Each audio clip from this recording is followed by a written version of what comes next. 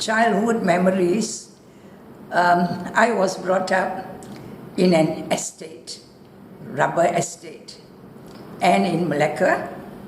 My schooling was in Malacca. I did have the opportunity of going to the Sikh temple, Gurdwara, to learn Punjabi.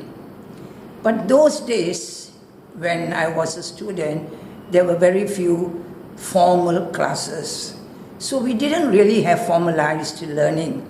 Whatever little I picked up was speaking at home and in the Gurdwara, and also a Punjabi teacher coming to the house and teaching us, which we most of the time played the fool. We sisters played the fool, didn't see the seriousness of it.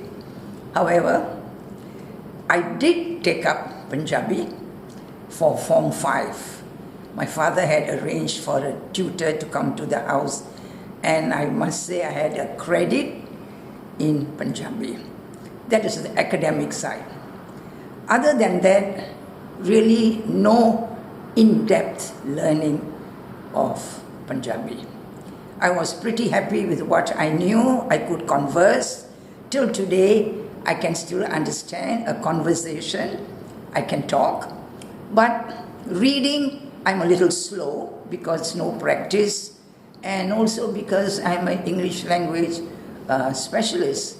So a lot of my time is in English. So I can get away with the little Punjabi I know. As regards to the importance of Punjabi language, being an English language teacher and a language specialist, any language you learn has its place and importance. However, a mother tongue certainly helps you in understanding your traditions, your culture, your religion better. I must admit, I don't know enough, in depth, as I say, other than just getting away with daily conversations, understanding simple talks.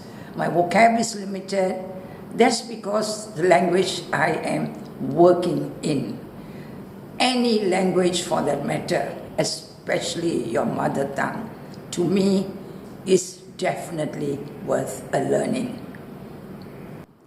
As much as we like to attract our young to come into the Gurdwara more for religious purposes, it is going to be a challenge.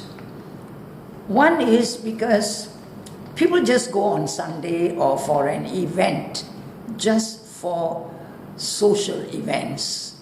They don't use that more for religion. That is what I notice. I myself very often just go to the Gurdwara to take matha and for a few minutes, and then I have so many other things to do, because I believe, for me, religion is very personal.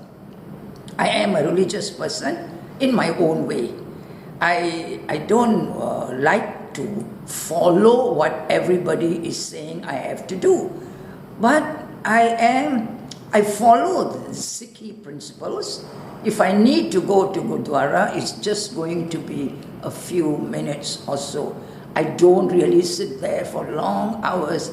There's so many things that go on in the Gurdwara actually that I feel need attention. What's going on, the kind of prayer that's going on. I am very skeptical about what is really happening in the Gurdwara. Sewa to me is a very personal thing. It is very spiritual. I don't need to be seen in the Gurdwara cutting, cooking vegetables, helping out. There is somebody in the family, in the community, a neighbor, a friend, who really needs voluntary service. And I come forward and I do it without rewards, without expectations. I give you one example. My grandson is here. And I told myself, busy as I am, these 2 months, I want to do Sewa. I am going to cook his food, because in UK he has been eating out. No one really to care for him, although he's 20 plus. He's been studying. I will not expect anything in return. No restrictions. I want to be here like a mother is to her children. I want to serve you to the best of my ability. All the domestic things, chat with you, keep you company, teach you some values, nurture you as much as I can these 2 months. In short, make it like a holiday. I know he's working 2 months as an intern, but these 2 months I am going to devote for you. My service for you over and above what I do for my husband, the grandchildren, the community. So I believe a lot in doing things voluntarily, no restrictions. It's a very spiritual connection between me and the person, and therefore reaching God. Between me and God. I'm doing this solely out of my own free will. That's why you don't see me sitting in the Gurdwara and doing things that I feel are not within my scope, because I have other commitments.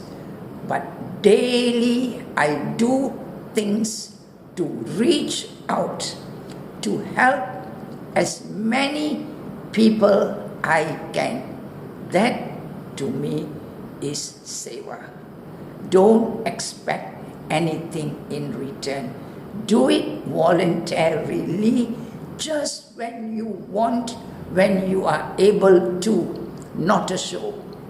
And Sewa is charity begins at home. Your grandma, your grandpa, any relative needs help. Don't go to the temple and serve. Serve the people who need service at home. Serve with a smile. Don't expect anything in return.